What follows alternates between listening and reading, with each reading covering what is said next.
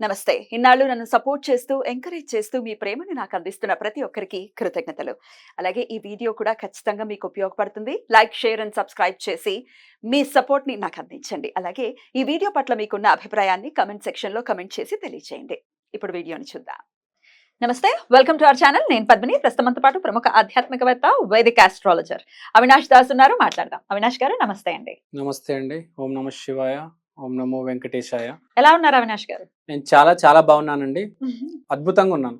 అవినాష్ గారు, మహాదశలు మారేటప్పుడు ఖచ్చితంగా రకరకాల మార్పులు వస్తుంటాయి. రాహు నుంచి గురువుకి మారుతూ ఉంటుంది చాలా మందికి. అంటే అన్ని దశలు మారుతూ ఉంటాయి కదా at one point of time. గురువు నుంచి శనికి వెళ్ళినప్పుడు ఖచ్చితంగా చాలా ఇంపాక్ట్ ఉంటుంది. ఒక్కసారిగా లైఫ్ రకరకాల టర్న్స్ని తీసుకోవటం అనేది జరుగుతుంటుంది. ఒక్కోసారి చాలా హైట్స్ చూసిన వాళ్ళు కూడా జీరో పొజిషన్కి వచ్చేసేటటువంటి పరిస్థితి ఉంటుంది. అట్లా లాక్కొని వచ్చేస్తాయి, డ్రాగ్ చేస్తాయి ఈ మహాదశలు అనేవి. ఒకవేళ జీరోకి వచ్చేసిన పరిస్థితుల్లో ఎట్లా మళ్ళీ దాన్ని బ్యాలెన్స్ చేసుకోవటం? ఫస్ట్ ఆఫ్ ఆల్ మెంటలీ చాలా సఫర్ అవుతాం. ఎందుకు ఇలా ఆల్ ఆఫ్ అ సడన్ ఇట్లా జరిగింది మన జీవితంలో అని చెప్పి మళ్ళీ బ్యాలెన్స్ అవ్వాలి లైఫ్ అని అంటే ఏం చేయాల్సి ఉంటుంది? చాలా మంచి ప్రశ్న అండి ఇది. ఇది చాలా సర్వసాధారణంగా కొంతమంది బయట అడుగుతుంటారు. 10 సంవత్సరాలు అయిపోయింది, 15 సంవత్సరాలు అయిపోయింది, 20 సంవత్సరాలు అయిపోయింది, మేము ముందు రాజుల్లాగా దొరల్లాగా బతికేటోళ్ళం, సడన్ గా మొత్తం పోయిందండి అంటారు. చాలా మంది అంటారు. చాలా మందికి జరుగుతుంది ఇది. ఇప్పుడు ఇలా జరిగినప్పుడు ఏం చేయాలంటే, మరి రోడ్డు మీద పడిపోవడం కాకుండా మినిమం ఒక 30,000 50,000 రావాలి కదా మనిషి బతకాలంటే. మరి రోడ్డు మీద అంటే చాలా కష్టం. కానీ చాలా మందికి పరిస్థితి వస్తుంది. నిజంగా రోడ్డు మీదకే పడిపోయే రోజు వస్తుందా? వస్తుంది. చాలా మందికి రోడ్డు మీద పడిపోయే రోజు వస్తుంది. డిప్రెషన్లోకి వెళ్ళిపోతారు. ఇప్పుడు నెలకు 5 లక్షలు సంపాదిస్తూ ఉంటారు, 10 లక్షలు సంపాదిస్తూ ఉంటారు. వాళ్ళు సడన్ గా ఇప్పుడు 50,000కి 30,000కి వచ్చారు, డిప్రెషన్లోకి వెళ్ళిపోతారు. చుట్టుపక్కల వాళ్ళు కూడా మొత్తం మారిపోతారు. 1,00,000 రూపాయలు సంపాదించేటోళ్ళు, 10 లక్షలు, ₹1 కోటి సంపాదించేటోళ్ళు జీరోకి వచ్చినట్టు జైలుకి వెళ్ళిన వాళ్ళు కూడా ఉన్నారు. సడన్ గా దేవుడు కొన్ని కర్మల వల్ల లాగేస్తాడు. ఉంటే అవి అదే మహర్దశల మార్పుల వల్ల ఇది ఇలాంటివి జరుగుతాయి. లో టైడ్, హై టైడ్.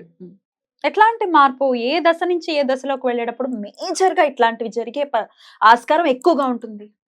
అలా అని ఏం లేదు, ఏ దశ అయినా డ్రాప్ అయిపోవచ్చు. ఇప్పుడు కుజ నుంచి రాహుకి వచ్చే మార్గంలో, మరి రాహు అంటే మంచి మాయావి కదా, అట్లాంటివి ఏమైనా ఉంటాయి? అలా ఉంటాయి. అప్పుడప్పుడు ఏముంటది, రాహులో బాగా పైకొచ్చి గురువులో డ్రాప్ అయిపోవచ్చు, గురువులో బాగా పైకొచ్చి శనిలో డ్రాప్ అయిపోవచ్చు.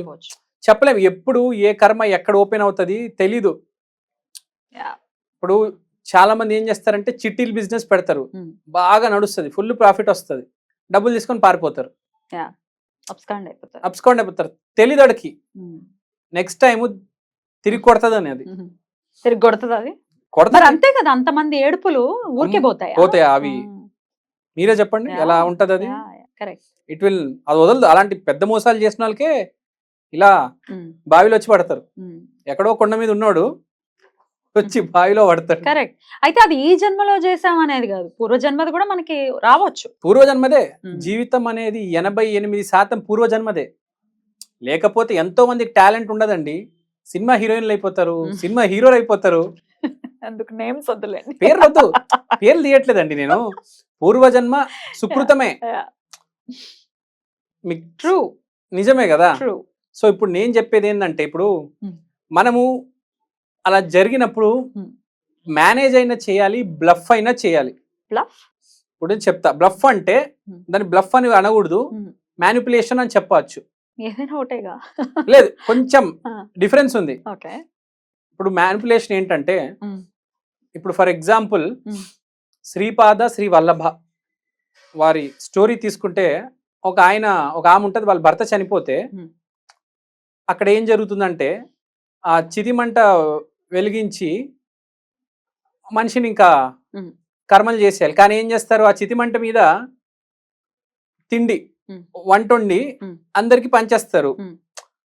సో నేచర్ని మనం ఇక్కడ మ్యానిపులేట్ చేసాం, చితి కర్మలు అయిపోయినాయి అని. అలా చేయడం వల్ల మనిషికి ప్రాణం వస్తుంది. శ్రీపాద శ్రీ వల్లభ స్టోరీ విని ఉంటారు. సేమ్ ఇందిరాగాంధీకి కూడా జాతకంలో జైలు జీవితం అని రాసి ఉంటే ఆ ముందే వెళ్ళి జైల్లో కొన్ని రోజులు ఉంటారు. అలా తప్పించుకుంటారు ఆమె. తనకి తానే ఆ పనిష్మెంట్ ని తీసుకుంది. ఆ. ఇప్పుడు మన కేసీఆర్ గారు కూతురు కూడా అదే చేస్తుంటే వాళ్ళ ఆ పరిస్థితి వచ్చేది కాదు. కరెక్ట్ ఆస్ట్రాలజర్ ని మీట్ అవ్వాలి, ముందుంచే ఆస్ట్రాలజీ మీద నమ్మకం ఉండాలి, అలా మేనేజ్ చేయొచ్చు నేచర్ ని మనం. ఇప్పుడు ఏదైనా అండి, గ్రహం అనేది ఒక సాఫ్ట్వేరే, దాంట్లో మనం ఏది నింపుతామో అదే బయటపడుతుంది. కానీ సైబర్ వాళ్ళు ఉంటారు, హ్యాకింగ్, సైబర్ సెక్యూరిటీ, వీళ్ళందరూ వెళ్ళి దాన్ని మ్యానిపులేట్ చేస్తారు అవసరం ఉన్నప్పుడు. సో మనం కూడా మన పరిస్థితిని మార్చొచ్చు. రైట్, మీరు చెప్పింది ఇంకొంచెం అర్థమయ్యే విధంగా నాకు అర్థమైన విషయం ఏంటంటే, ఇప్పుడు శని భగవానుడు వస్తున్నాడు, ఎల్నాట్స్ అని వస్తోంది, వాక్ చేయండి, ఎంతో కొంత వాక్ చేస్తే, వాకింగ్ అనేది ఒక పనిష్మెంట్ లాగా మనమే తీసుకుని ఒకవేళ వాక్ చేస్తే ఆయన ఇబ్బందిని ఇవ్వడం తగ్గిస్తారు, అంతేనా? అంతే. సో ఇది మీరు చెప్పేది కూడా ఇదే, ఈ రెమెడీ, ఇలాంటి ఒక రెమెడీ. నేను చెప్పేది చాలా డిఫరెంట్. శనికి చెప్పారు, నేను బేసిక్ గా ఆల్ ఓవర్ అన్ని దశలకి కలిపి ఒక రెమెడీ చెప్తాను. ఫస్ట్, కృష్ణుడు ఏం చెప్పాడంటే, నీ పన్ను చెయ్యి, రిజల్ట్ గురించి ఆలోచించకు.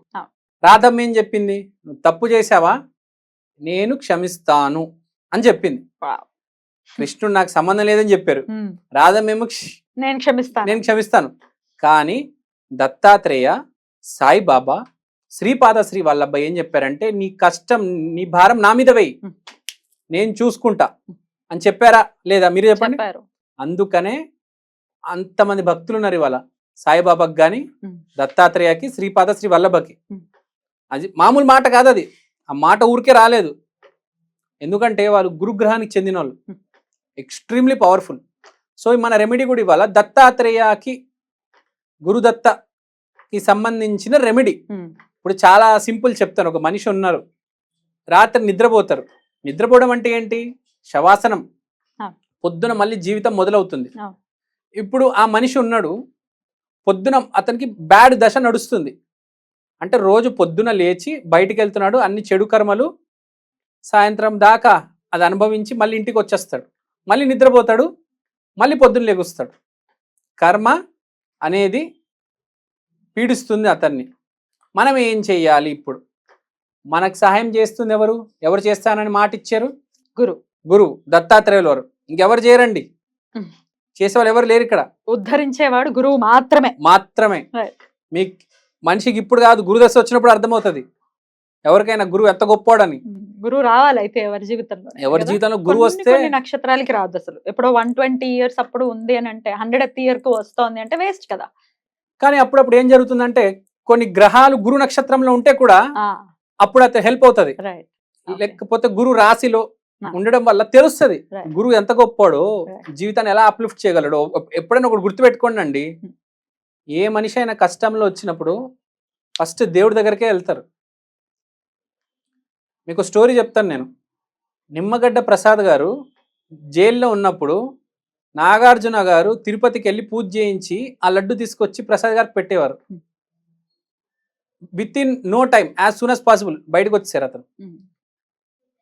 నాగార్జున లాంటి వ్యక్తి, ఆ స్థాయి వ్యక్తి కూడా దేవుణ్ణి నమ్మారండి. నిమ్మగడ్డ ప్రసాద్ కష్టం వచ్చినప్పుడు నమ్మారా లేదా? ఉంది పవర్. అరుణాచలంలో ఉంది, తిరుపతిలో ఉంది, కాశీలో ఉంది, పవర్ ఉంది. పవర్ లేదని కాదు. అతను వెళ్ళారు, ఆ ప్రసాదం నిమ్మగడ్డ ప్రసాద్ గారికి రెగ్యులర్ గా పెట్టేవాళ్ళు. ఎవ్రీ వీక్ 2-3 weeks ఒకసారి వచ్చి ప్రసాదం పెట్టేవాళ్ళు నిమ్మగడ్డ ప్రసాద్ గారికి. దేవుడు ఉన్నాడు. నువ్వు నమ్మి ఎలా కొలుస్తున్నావు అనేదే మ్యాటర్. నువ్వు నమ్మి ఎలా కొలుస్తున్నావు కదా. ఇప్పుడు ఏం చేయమంటారు మరి? ఇప్పుడు నేను చెప్పే రెమెడీ ఏంటంటే, దత్తాత్రేయ స్వాముల వాళ్ళ రెమెడీ.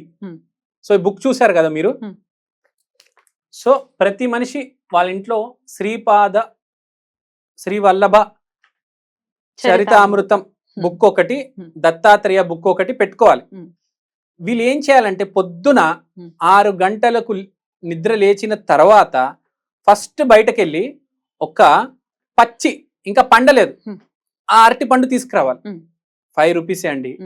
ఒక్క అరటి పండు పూర్తిగా పండింది కాదు, అసలు పండింది కాదు, పచ్చిది తీసుకొచ్చి ఆ అరటి పండు మీరు ఈ పుస్తకం మీద పెట్టండి, ఈ శాస్త్రం మీద.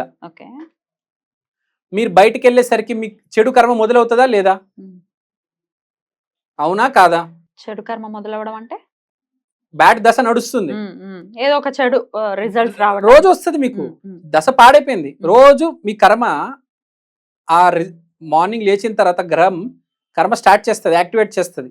కానీ మీరేం చేశారు, మీ కర్మను తీసుకొచ్చి స్వామి పాదాల దగ్గర పెట్టారు.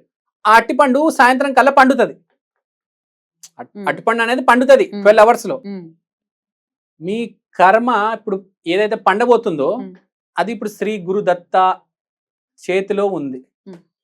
అవునా కాదా? ప్రతిరోజు ఇది చేయాలా? ప్రతిరోజు చేయాలి. ఇప్పుడు గురుదశ పాడైపోయింది, 16 సంవత్సరాలు నువ్వు చేయాలి. డైలీ 5 rupees కదండి, నెలకి 150 రూపాయలు, అంతే కదా? అది కూడా చేయలేమా? 150 రూపాయలు, అది కూడా చేయలేరా? ఎఫర్ట్స్ కూడా ఉన్నాయి, రోజు తెచ్చుకోవాలి, రోజు పెట్టాలి. రోజు అది ఏముందండి, పొద్దున్న లేస్తే ఎవ్వరు ఉండరు రోడ్డు మీద, అట్టుపండు బండి 6 గంటలకే పెడతాడు. నేను ఎప్పుడు చూస్తూ ఉంటాను. ఒక కట్టుపండు కొనుక్కోర్రా, తీసుకొచ్చి పెట్టేయి, ఫ్రెష్ అయిపోయి వెళ్ళిపో బయటికి. నీ చెడు కర్మలు అన్ని ఆగిపోతాయి, నీ దగ్గరికి రానివ్వవు. ఏ దశ పాడైనా కూడా ఇదే రెమెడీ చేసుకోవచ్చా? ఏ దశ పాడైనా ఈ రెమెడీ చేసుకోవచ్చు. ఏ దశ పాడైనా ఈ రెమెడీ చేసుకోవచ్చు. కానీ ఇప్పుడు గురుదశ అయితే అట్టుపండు పెట్టొచ్చు. ఒక్కొక్క దశకి ఒక్కొక్క ఫ్రూట్ మీకు తెలుసు కదా, కుజుడికి ఒక ఫ్రూట్ ఉంటాడు, బుధుడికి ఒక ఫ్రూట్ ఉంటాడు. కానీ పాడైంది ఇప్పుడు, కానీ అట్టిపండు అనేది కామన్ గా, అట్టిపండు అనేది మీరు కామన్ గా అన్నిటికీ పెట్టొచ్చు. ఇప్పుడు ఒక్కొక్క దశకు ఒక ఫ్రూట్ పెట్టొచ్చు, అది వేరు, నేను తర్వాత చెప్తాను. కానీ మీరైతే ఇప్పుడు మన సబ్స్క్రైబర్ కన్ఫ్యూజ్ చేయడం ఎందుకు, మీరు అరటిపండు తీసుకొచ్చి పెట్టండి, ఎందుకంటే అది గురుగ్రహానికి సంబంధించింది, అదొక ఫ్రూటే. సో ఈవినింగ్ దాన్ని ప్రసాదంగా స్వీకరించచ్చా? ప్రసాదంగా స్వీకరించేయండి చాలు. ఇక్కడ మీ ఎంత లాజిక్ ఉంది చూడండి, ఎంత సైన్స్ ఉంది, ఎంత టెక్నాలజీ ఉంది. కర్మ ఇంకా పండలేదు, మనం పండే ముందే స్వామి పాదాల దగ్గర పెట్టాం. అక్కడ నాగార్జున గారు లడ్డు తీసుకొచ్చి నిమ్మగడ్డ ప్రసాద్ గారు చేతులు పెట్టారు, తనకి బ్యాడ్ జరుగుతుంది. కానీ ఎక్స్ట్రీమ్ గుడ్ నిమ్మగడ్డ ప్రసాద్ గారి చేతులు పెట్టడం వల్ల సార్ బయటికి వచ్చారు. సిచ్యువేషన్ ని ఫేస్ చేయొచ్చండి. నాగార్జున గారు ఎంత బాగా ఫేస్ చేశారు చూడండి సిచ్యువేషన్. ఇట్లాంటివి చేసుకుంటూ మనం న్యాయంగా ఉంటూ మనం బయటపడచ్చు ఆ రకరకాల కర్మల నుంచి అనేది చెప్తూ ఉన్నారు. రైట్ అండి. ఒకవేళ ఆడవాళ్ళు అయితే మనం పీరియడ్స్ టైంలో ఆపేసి మిగతా టైంలో చేసుకోవచ్చు కదా? ఆ టైం వదిలేయండి, మిగతా టైంలో చేసుకోండి. నేను చెప్పేది ఏంటంటే, దేవుడు మాట ఇచ్చాడు, నేను చూసుకుంటాను, నా భారం నా మీదే వేయని మనం నమ్మాలి. అదే దేవుడిని నమ్మాలి. మనం దేవుడిని నమ్మితే చాలు. నమ్మకుండా మన వాళ్ళు ఏం చేస్తారంటే అండి చెప్పనా, మన వాళ్ళు ఎంత గొప్పవాళ్ళంటే, నేను అక్కడ కోరిక కోరుకున్నానండి తీరలేదు, ఆ గుడికి వెళ్ళానండి కోరిక తీరలేదు, చాలా మంది చెప్తారు. అరే ముందు నువ్వు నమ్మురా నాయన, అస్సలు దేవుడు నమ్మరు. ఇంకోటి చెప్పాలా, ఒకటే దేవుడిని నమ్మండి. ఇప్పుడు జన్మల నుంచి మీరు ఎక్కడెక్కడికో ఏదేదో గుడికి వెళ్ళిపోతారు, ఏదో దేవతకు మొక్కుతారు, నిజం చెప్తారు, మొక్కుతారు, అవదది. ఒక్క దేవుడిని నమ్మండి, గురుదత్తని నమ్మండి. మామూలు దైవం కాదండి గురుదత్త, అన్బిలీవబుల్. గురుదత్తని నమ్మండి, చిన్నప్పటి నుంచి నమ్మండి. చిన్న పిల్లలు ఉంటారు కదా, వాళ్ళకైతే గురుదత్తని బాల్యం నుంచే పరిచయం చేయాలి. నమ్మి, సరే నమ్మకం లేకపోతే ఇప్పుడు స్టార్ట్ చేయండి, నమ్మి ఇది చేయండి, ఏ సిచ్యువేషన్ నుంచైనా బయటపడొచ్చండి. దీన్ని మించిన సిచ్యువేషన్ కానీ అసలు గురుదత్త మనిషి కష్టం, దీన్ని మించింది లేదండి, దేవుని మించింది ఏది లేదు. ఏ రెమెడీ అయినా చేసుకో. ఏమవుతుందో తెలియట్లేదు జీవితంలో, మేము ఎక్కడికి వెళ్ళాలో తెలియదు, ఇంతమందిని చూస్తున్నాం, కన్ఫ్యూజన్ ఉంది, ఇట్లాంటి రకరకాల ప్రశ్నలకి వన్ అండ్ ఓన్లీ ఆన్సర్ ఇప్పుడు మీరు చెప్పినటువంటి ఈ విధానం. ఖచ్చితంగా దత్తుడి అనుగ్రహం పరిపూర్ణంగా ప్రతి ఒక్కరికి ఉండాలని మనస్ఫూర్తిగా కోరుకుంటూ థ్యాంక్ యూ సో మచ్. నమస్తే.